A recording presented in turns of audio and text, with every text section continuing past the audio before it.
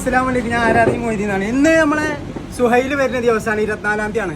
ഈ ചൂട് അനുഭവപ്പെടുന്ന രാജ്യക്കാർക്കൊക്കെ ഒരു തണുപ്പ് കൊണ്ടാണ് നമുക്ക് ഒരു ആശ്വാസമായിട്ടാണ് സുഹൈൽ വരുന്നത്. കാരണം എന്താ, ഇപ്പോൾ തണുപ്പുള്ള രാജ്യത്ത് അവർക്ക് പ്രശ്നമല്ല. നമ്മൾ ചൂട് അനുഭവിക്കുന്ന ഒരുപാട് രാജ്യങ്ങൾ, ലോകത്തിലെ ഏറ്റവും ചൂടിലെ കുവൈത്തിൽ ഒക്കെ ആശ്വാസമായിട്ടാണ് ഈ സുഹൈൽ വരുന്നത്. ഇന്ന് വരും 10-100 ദിവസം ഉണ്ടാവത്തില്ല ഇവിടെ ആശ്വാസമായിട്ട്. നമുക്ക് വലിയൊരു കാര്യമാണത്.